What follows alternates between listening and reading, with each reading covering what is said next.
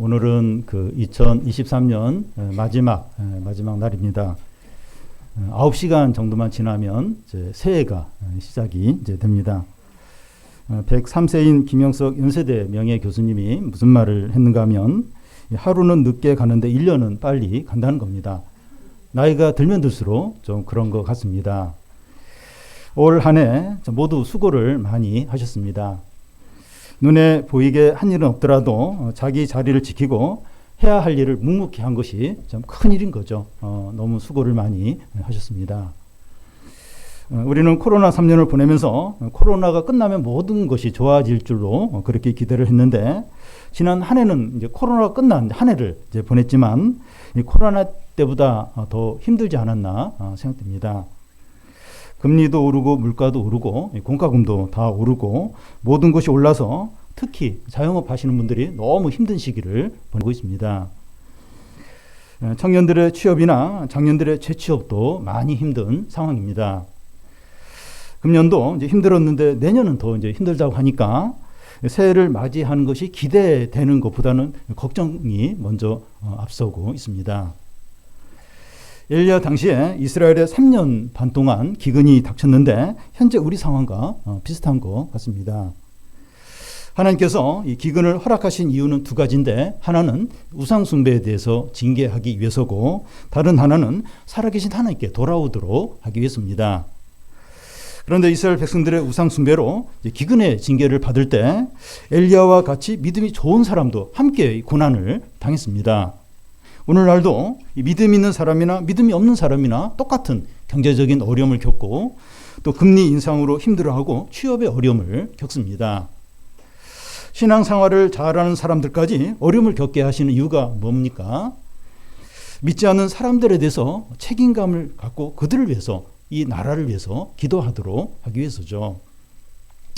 엘리야 때 이스라엘 왕이 아합인데, 아합 왕의 아내가 이세벨입니다. 이세벨은 두루의 공주로 바알신의 이제 전도사로 자처하는 그런 자였습니다. 이세벨은 왕궁의 바알 선지자 450명, 아세라 선지자 400명을 이렇게 생활하도록 그렇게 지원을 했고, 하나님의 선지자들을 다 죽이고 여호와의 제단들을 다 없앴습니다. 이스라엘은 우상 숭배로 가득했고 영적으로 너무나 어두웠습니다. 그런 시대에 엘리야가 갑자기 등장해서 이제 사역을 이제 합니다. 1절을 우리 같이 한번 읽겠습니다. 길리앗에 우거하는 자 중에 디셋 사람 엘리야가 아합에게 말하되, 내가 섬기는 이스라엘 하나님 여호와께서 살아계심을 두고 맹세하노니 내 말이 없으면 수년 동안 비도 이슬도 있지 아니하리라 하니라. 보통 선지자를 소개할 때 그의 아버지의 이름을 이제 밝힙니다. 누구 아들 누구라고 이제 하는데, 엘리야에 대해서는 그런 어떤 언급이 없습니다. 이것은 그가 잘 알려진 그런 집안 출신이 아니라는 거예요. 그리고 길리앗에 우거했다고 하는데 나그네처럼 잠시 그곳에 이제 살았다는 거예요. 엘리야는 집안도 변변치 못하고 지지하는 기반도 없는 그런 자입니다. 그런데 그가 출연하자마자 바로 이제 사역을 이제 시작합니다. 그가 아합 왕에게 무슨 말을 하는가 하면, 내가 섬기는 이스라엘 하나님 여호와께서 살아계심을 두고 맹세하노니 내 말이 없으면 수년 동안 비도 이슬도 내리지 않는다는 겁니다. 내가 섬기는 이스라엘 하나님 여호와께서 살아계시다는 거예요. 그 당시 아합 왕이나 이스라엘 백성들은 하나님을 죽은 존재로 여겼습니다. 그들이 섬기는 신은 바알이에요. 아세라 같은 우상들입니다. 그런데 엘리야는 하나님은 살아계시고 이스라엘의 왕이시다고 하는 거예요. 다른 모든 사람들은 바알을 섬기지만 나는 여호와를 섬긴다는 겁니다. 엘리야는 바알을 섬기는 아합 왕 앞에서 이렇게 당당하게 이제 이야기를 하는 거예요. 그렇게 할 수 있는 이유는 하나님의 살아계심을 확신하고 죽을 각오를 하고서 이런 지금 이야기를 하고 있는 거죠. 엘리야는 하나님이 살아계시다는 것을 증명하기 위해서 자기 말이 없으면 3년 반 동안 비나 이슬이 내리지 않는다고 하는 겁니다. 그 당시 이스라엘 백성들은 바알신이 비를 내려준다고 믿고 있었는데 한번 내기를 하자는 거예요. 누구 말이 맞는지, 여호와가 참신인지 바알이 참신인지 한번 내기를 하자고, 한번 보자고 이제 하는 겁니다. 엘리야가 이렇게 말한 후에 3년 반 동안 이스라엘에 비가 내리지 않게 됩니다. 그 3년 반 동안 농작물들이 다 죽어요. 가축들도 죽고 사람들도 이제 굶어 이제 죽게 됩니다. 하나님은 우상 숭배에 빠진 이스라엘 백성들에게 하나님의 살아계심을 나타내는데 무서운 방법을 사용합니다. 이런 심각한 방법이 아니면 이스라엘 백성들이 돌아오지 않기 때문이죠. 이런 기근이 없이 우상 숭배하다가 망하는 것보다는 이 기근으로 고생하지만 하나님께 돌아오는 게 훨씬 더 낫다는 거죠. 우리가 현재 겪는 경제적인 어려움, 미래의 불안은 어느 때보다도 훨씬 더 심각합니다. 우리는 다 그랬어요. 이제 좀 코로나 끝나면 다 좀 좋아지겠지. 다 좋아지겠지. 근데 훨씬 더 많이 힘든 감도 있습니다. 지금도 돈이 없는데 얼마나 더 가난해져야 될지 두려움이 이제 몰려옵니다. 그런데 큰 고통을 겪더라도 하나님의 살아계심을 깨닫고 바른 신앙을 회복하는 것이 훨씬 더 낫다는 겁니다. 지금 우리 시대가 왜 이렇게 힘든가? 취업이 지금처럼 힘든 적이 있습니까? 금리가 오르고 이런 자영업자들이 지금처럼 힘든 적이 있습니까? 이제 이런 어려움을 겪더라도 믿는 사람들이 다시 신앙을 회복하고 하나님께 돌아오도록 하나님 이런 극심한 어려움을 허락한다고 생각합니다. 하나님은 앞으로 엘리야에게 이제 어떻게 살아가야 할지를 이제 말씀합니다. 2절부터 4절까지 한 절씩 읽겠습니다. 여호와의 말씀이 엘리야에게 임하여 이르시되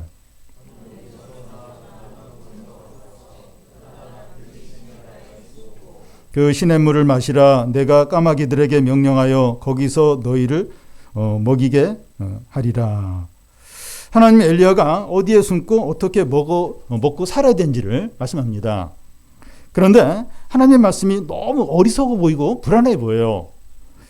하나님께서 이 까마귀에게 명령하여 먹을 것을 가져다 주게 하겠다는 겁니다. 새 중에 앵무새는 기억력이 좋아요. 단어도 막 암기하고. 근데 까마귀는 기억력이 나쁩니다. 그런데 하나님께서 까마귀에게 이 엘리야의 양식을 책임지게 하시는 거예요. 근데 엘리야는 하나님의 말씀에 어떻게 반응을 합니까? 5절, 6절을 한 절씩 읽겠습니다. 그가 여호와의 말씀과 같이 하여 곧 가서 요단 앞 그리 시냇가에 머물매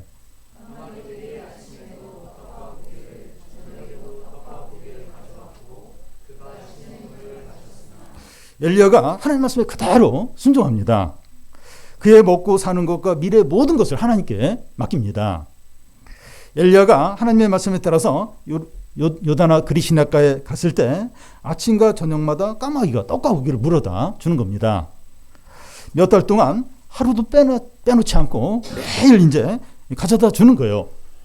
기적. 하나님의 능력입니다.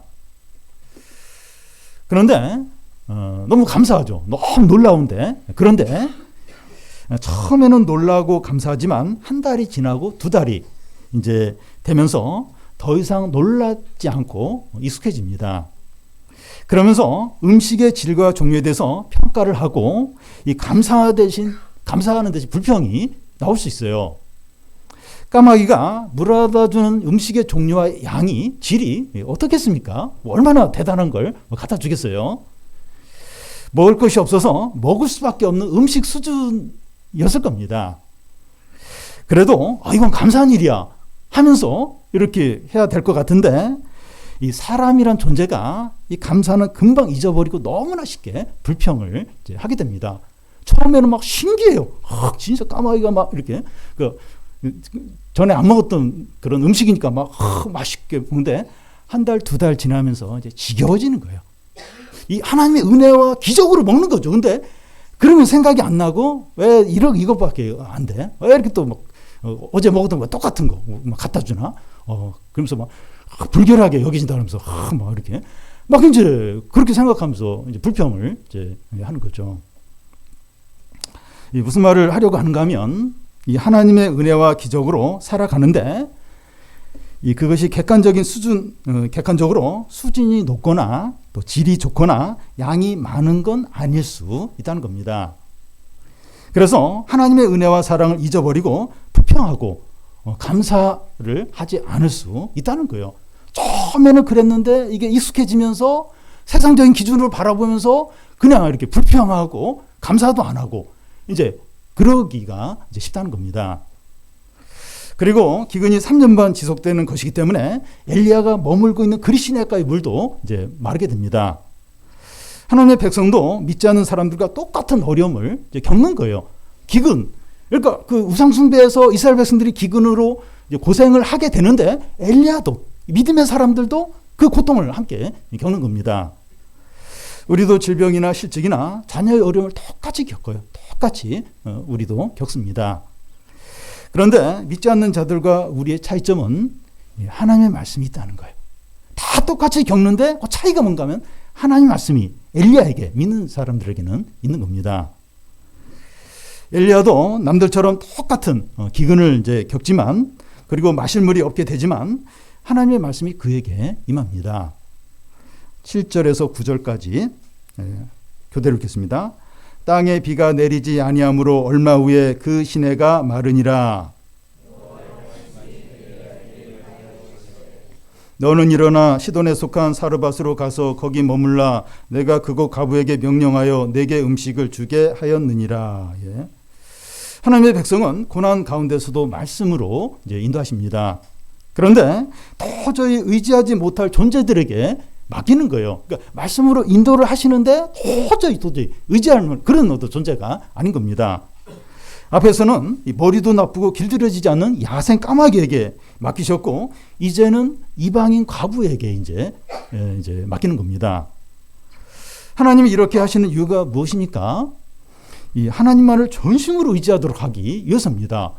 만약에 그 엘리야를 큰 부잣집으로 인도하면 기도할 필요가 없어요. 부잣집에 돈도 많고 먹을 거 많으니까. 근데 이방인 과부에게 이렇게 인도하는 거예요. 또 까마귀에게 또 맡기는 거예요.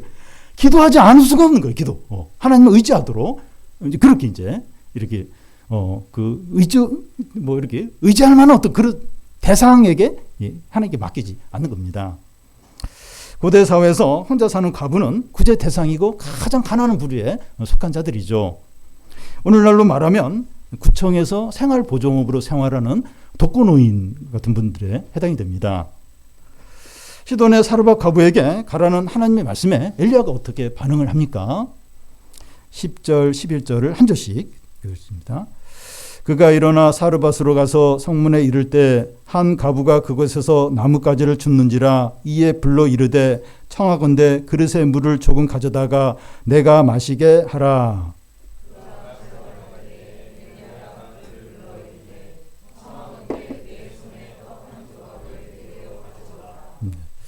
엘리야는 하나님을 불신하거나 자기 생각대로 하지 않고 하나님을 신뢰하면서 순종합니다. 그런데 하나님 인도의 특징이 뭡니까? 구체적이지 않다는 거예요. 하나님은 엘리야에게 이 시돈의 사렙다 과부에게 가라고만 했습니다. 이 사렙다라는 곳은 한 도시인데 도시에 과부가 한 명만 있습니까? 누가 과부인지 어떻게 알 수 있습니까? 주소도 알려주지 않아요. 과부의 이름도 알려주지 않았습니다. 하나님이 이제 아브라함을 부르실 때도 하나님이 지시할 땅으로 가라 이렇게 하면서 그 땅이 구체적으로 어디고 그 땅이 어떤 상황인지 일체 이야기를 하지 않았습니다. 그래서 이제 아브라함은 갈 바를 알지 못하고 갔다고 이렇게 되었습니다. 그런데 우리는 하나님의 인도를 받을 때 구체적인 걸 기대를 합니다. 구체적으로 말씀해 주길 원합니다. 청소년이나 청년들이나 장년들이 진로 선택이나 취업을 해야 하는 분들이 있어요.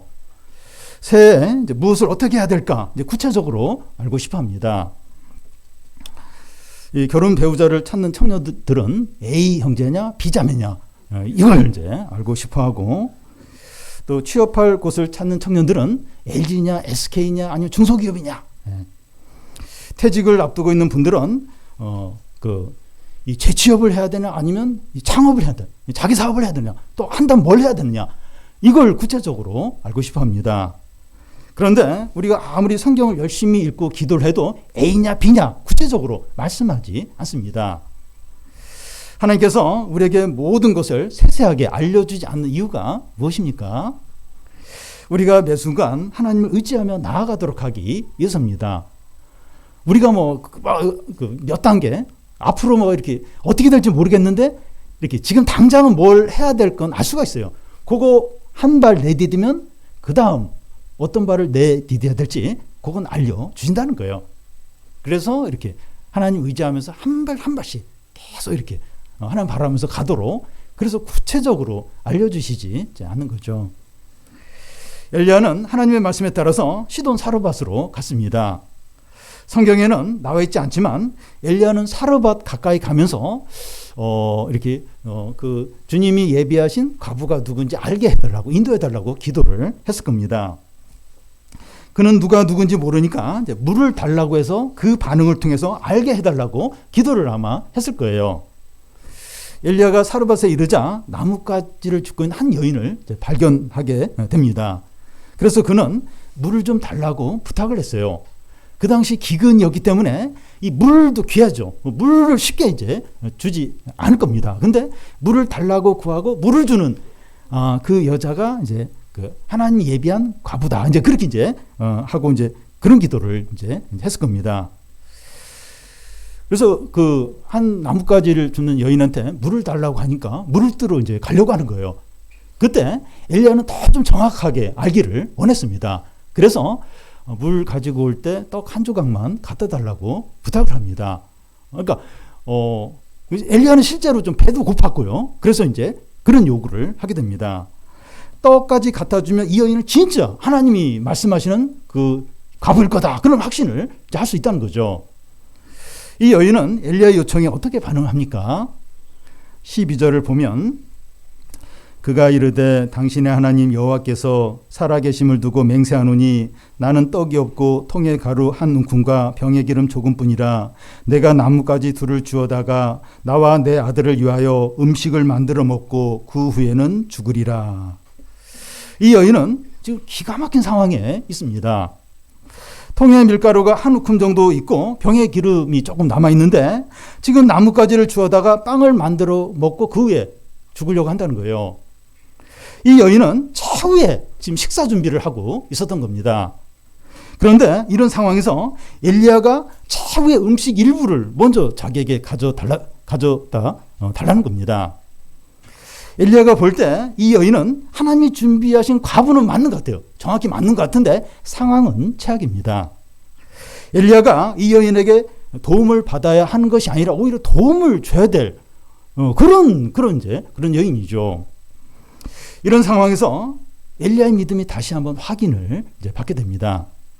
이 상황에서 다른 사람을 찾아야 되나 아니면 계속 요청을 해야 되나 어떻게 해야 되나 고민을 하게 되죠. 엘리야는 과부의 말을 듣고 어떻게 반응을 합니까? 13절 14절을 한 절씩 읽겠습니다. 엘리야가 그에게 이르되 두려워하지 말고 가서 내 말대로 하려니와 먼저 그곳으로 나를 위하여 작은 떡 한 개를 만들어 내게 가져오고 그 후에 너와 내 아들을 위하여 만들라.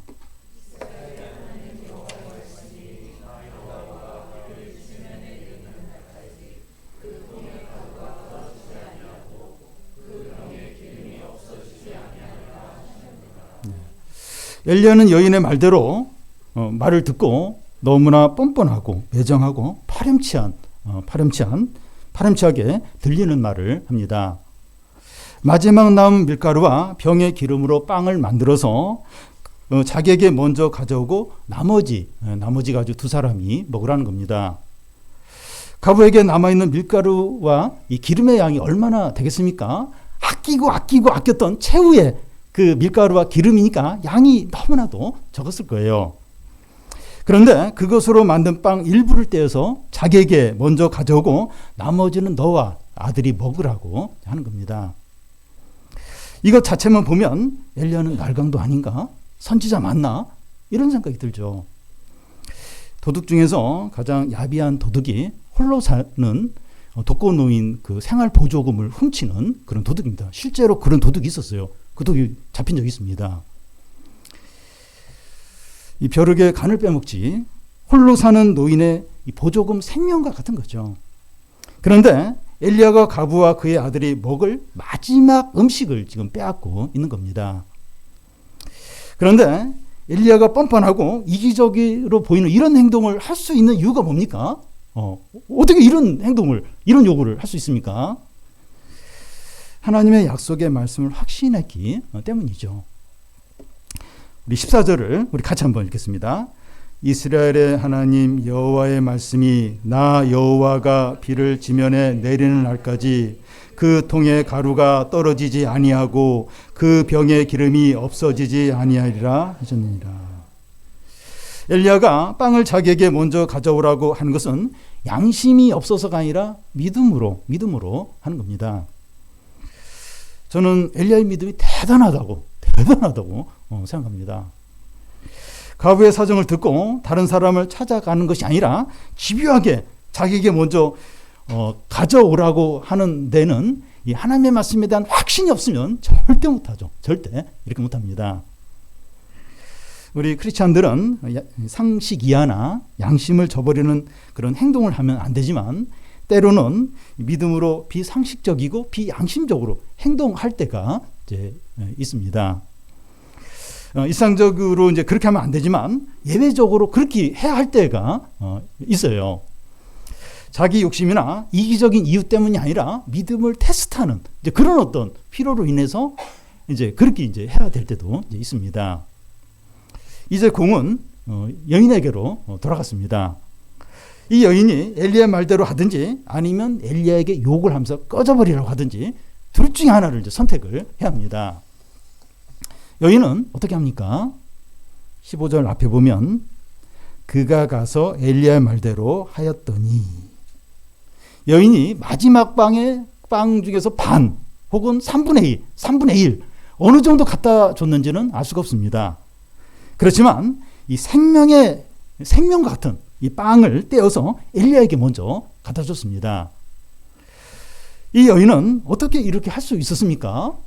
엘리야가 남자고 무서워서 그리고 엘리야가 너무 굴무 같아서 불쌍해서 엘리야가 또 이렇게 잘생기고 호감이 가서 근데 이런 것과는 상관이 없어요. 상관이 전혀 없습니다. 자기 아들의 생명이 달린 마지막 빵인데 뭐 이런 이유 가지고 그렇게 했을 리가 없습니다. 하나님의 말씀 때문이죠. 이 말씀, 하나님의 말씀 때문입니다. 보이지 않는 하나님을 위해서 이 생명과 같은 보이는 떡을 내려놓습니다. 손에 잡히지 않는 무한한 것을 위해서 손에 잡힌 유한한 것을 포기하는 겁니다. 이것이 믿음이죠. 이것이 믿음입니다. 보이지 않는 무한한 것을 위해서 보이는 유한한 생명 같은 것을 내려놓는 이게 믿음입니다. 히브리서 11장에서 믿음은 바라는 것들의 실체고 보이지 않는 것들의 증거라고 했습니다. 믿음은 보이지 않는 것을 보이는 것처럼 확신하는 게 믿음이죠. 이 여인이 믿음으로 행했을 때 어떤 일이 일어났습니까? 15절 중간부터 16절을 보면 그와 엘리야와 그의 식구들이 여러 날 먹었으나 여호와께서 엘리야를 통하여 하신 말씀같이 통에 가루가 떨어지지 아니하고 병에 기름이 없어지지 아니하니라. 여러 날이라고 하는데 2년이 넘는 기간을 가리킵니다. 2년 동안 하루도 빼놓지 않고 아침에 일어나면 통과 병에 밀가루와 기름이 채워져 있는 겁니다. 하나님의 능력이죠. 하나님의 말씀의 영광이고 기적이고 하나님이 살아계시다는 증거입니다. 부흥이 뭡니까? 부흥 하는데 부흥이 뭐죠? 하나님의 영광과 능력과 은혜가 풍성하게 나타나는 겁니다. 살았다 가부에 주셔서 부흥이 일어나 하나님의 능력, 하나님의 영광, 하나님의 은혜가 지금 매일매일 경험이 되고 있습니다.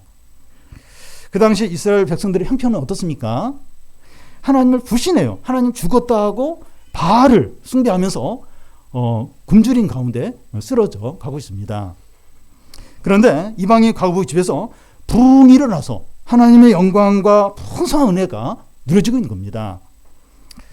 예수님은 사렙다 가부의 이야기를 유대인들에게 하면서 그들의 불신앙을 책망한 적이 있었습니다. 이스라엘에도 많은 가부가 있었지만 하나님은 이방인 사렙다 가부에게 엘리야를 보냈다는 거예요. 이스라엘 안에는 사렙다 가부 같은 그런 믿음을 가진 여자가 없었기 때문입니다. 엘리야와 사렙다 가부가 비슷한 점이 없지만 하나의 공통점이 뭔가 하면 하나님의 말씀에 대한 믿음이 공통점입니다. 3년 반의 기근 가운데서 하나님 백성이 생존할 수 있는 길은 하나님의 말씀 때문입니다. 1절에 그게 이제 여기 오늘 말씀에 반복해서 나오는데 1절에 엘리야가 3년 반 동안 기근이 닥친다는 하나님의 말씀을 전하자 그 말씀대로 기근이 왔고, 또 2절에 보면 여호와의 말씀이 그 엘리야에게 임하는 게 나오고, 5절에 보면 그가 여호와의 말씀과 같이 하였다고 이렇게 나오고, 또 8절에 보면 여호와의 말씀이 엘리야에게 임하였고, 또 14절에서는 엘리야가 그 하나님 말씀을 전하고, 또 15절에 보면 여인이 엘리야의 말 곧 하나님의 말씀대로 엘리야에게 떡을 만들어서 먼저 갖다 주는 것이 나오고, 또 16절에서는 여호와께서 엘리야의 말씀대로 그 엘리야에게 말씀하신 대로 통의 가루와 병의 기름이 떨어지지 않고 여러 날 채워졌다고 이렇게 하고 있습니다. 7번에 걸쳐서 하나님의 말씀이 엘리야에게 임하고 엘리야가 전하면서 긴 고난의 기간을 견디고 생존할 수 있는 겁니다. 엄청난 고난인데 이 고난 가운데 말씀이 계속 반복해서 나오는 거예요. 그래서 그 말씀으로 생존하는 거예요. 그 고난을 다 이겨내는 겁니다. 어려움들이 계속 닥치고 미래가 너무 불안하고 가진 것이 아무것도 없을 때 우리가 망하지 않고 생존할 수 있는 길은 하나님의 말씀에 따라서 사는 겁니다. 우리가 해야 할 일을 하거나 노력할 필요가 없다는 것이 아니라 우리가 해야 할 일을 다 하지만 그래도 한계에 부딪히고 더 이상 할 수 없을 때가 옵니다. 우리 청년들의 어떤 좌절이 그런 거예요. 좌절. 그러니까 물론 이제 노력을 해야 되냐, 노력을 해도 이 벽. 이게 넘을 수가 없는 겁니다. 우리 삶 가운데 할 수 있는 일을 다 하는데 더 이상 어떻게 할 수 없을 때 좌절을 하죠. 두려움에 사로잡히게 됩니다. 그럴 때가 이제 옵니다. 그럴 때 우리에게 하나님의 말씀이 있습니다. 우리가 다른 사람을 부러워하지 않아야 돼요. 근데 자꾸 비교가 돼요. 자꾸 비교가 되고 부럽고 돈 많은 게 부럽고 또 어떤 좋은 상황에 있는 게 부럽고 비교가 되면서 너무나 이제 부러운 생각이 들게 됩니다. 우리 청년들 같은 경우는 부모가 건물주, 건물 가진 이런 뭐 너무 나중에 이제 내가 이제 그걸 이제 그래서 취업이 되건 안 되건 걱정이 없는 거예요. 건물. 그러니까 이게 비교가 되는 거예요. 비교가 너무 부러워. 예. 그리고 또 그런 가운데 또 어려움이 많잖아요. 그걸 다 어려움 겪어야 되잖아. 근데 우리에게 같은 어려움을 겪고 또 가진 건 없지만 하나님 말씀이 있는 거예요. 제일 어려울 때, 제일 힘들 때 말씀이 반복해서 계속 임하게 됩니다. 하나님의 백성은 그 말씀대로 사는 거예요. 말씀대로 이렇게 하고 말씀대로 순종하고 말씀 의지하고 그러면 생존하는 거예요. 그 어려움을 통과를 하는 겁니다. 그걸 이길 수 있는 겁니다. 그래서 우리에게 없는 거, 이렇게 외적인 거, 그거 비교하고 좌절하고 막 그렇게 아니라 믿지 않는 사람에게 없지만 나에게 있는 거 뭔가 하나님 말씀. 어려우면 어려울수록 더 말씀이 많이 임합니다. 구하기만 하면 말씀이 들려요. 그 말씀대로 사는 겁니다. 말씀대로 의지하고 그 말씀 가지고 기도하고 그러면 이렇게 생존할 수 있어요. 그 긴 고난을 이겨낼 수 있습니다. 그게 지금 엘리야가 보여주는 거고 이 사렙다 가부의 가족이 그걸 지금 보여줍니다. 그리고 우리가 이제 기억해야 할 것은 긴 고난 가운데서 우리가 생존하고 버티지만 이 풍족하거나 좋고 이제 수준 있는 것을 누릴 생각을 하지 이제 않아야 하는 겁니다. 이 무슨 말인가 하면 하나님의 은혜와 기적이 나타났다고 해서 원하는 것을 다 누리거나 좋은 것을 소유한다는 것은 하는 것은 이제 아닙니다. 이 까마귀가 물어다 주는 음식이 기적의 음식이죠. 근데 한 달을 이제 먹고 나면 지겹고 사렙다 가부의 집에서 매일 밀가루와 기름으로 기적의 은혜의 이 빵을 먹지만 이제 한두 달 이제 먹고 나면 이제 새로운 거 없나? 매일 이 빵만 먹나? 이러면서 이제 불평이 나올 수 있다는 겁니다.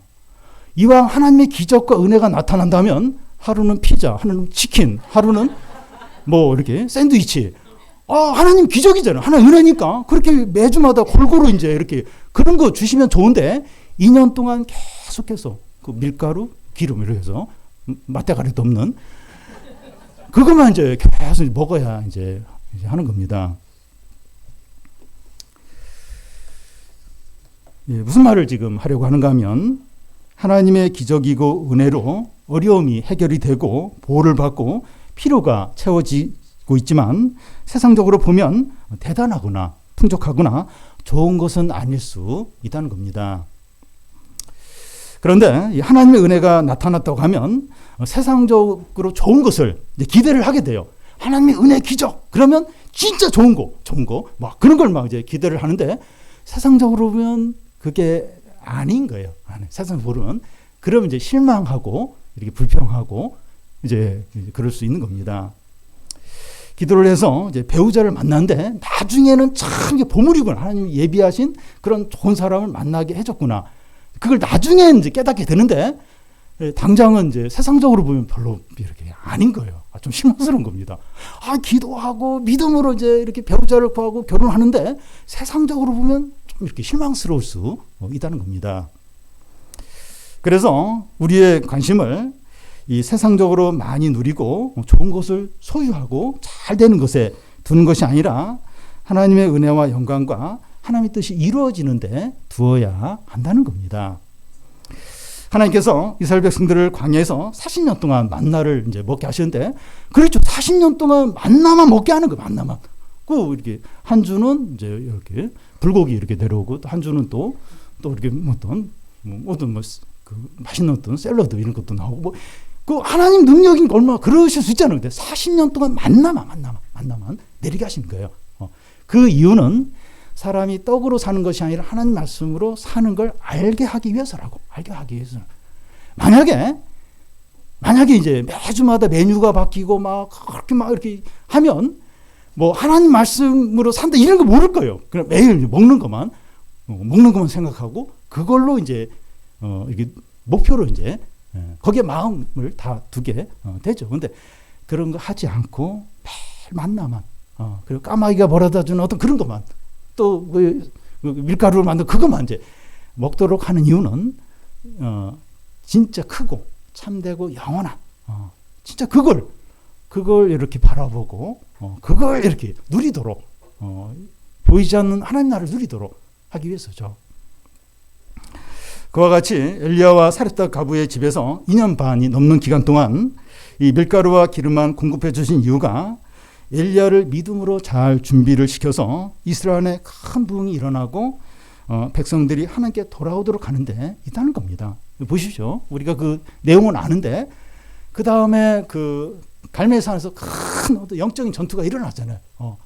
그래서 그 이스라엘에 부흥이 일어나는, 그러니까 막 이렇게 좀 그 매일마다 맛있는 거 먹고 좀 잘 누리고 그게 진짜 중요한 게 아니라는 거예요. 이스라엘이 회복이 되고 부흥이 일어나고 그 우상숭배 빠진 사람들이 하나님께 나오고 이게 진짜 중요하지. 내가 좀 이렇게 잘 지내고 원하는 대로 잘 되고 우리는 자꾸 이제 거기에 이제 목표를 두고 그게 안 되면 신망하고 그럴 때가 너무 많다는. 근데 하나님 그렇게 안 하시는 거예요. 기적과 은혜를 주시는데 세상적으로 만족할 만한 그런 거 안 주시고 이제 좀 부족하게 그러면서 계속 이렇게 하나님 바라보도록 그렇게 이제 많이 이제 하시죠. 오늘 우리에게도 하나님께서 우리를 인도하시고 보호하시고 필요를 채워주시지만 좋은 것을 많이 주시지 않을 수 있습니다. 왜냐하면 이 하나님의 목표는 우리의 믿음이 살아나고 하나님의 뜻이 이루어지고 부흥이 임하고 사람들이 하나님께 돌아오는 데 있기 때문입니다.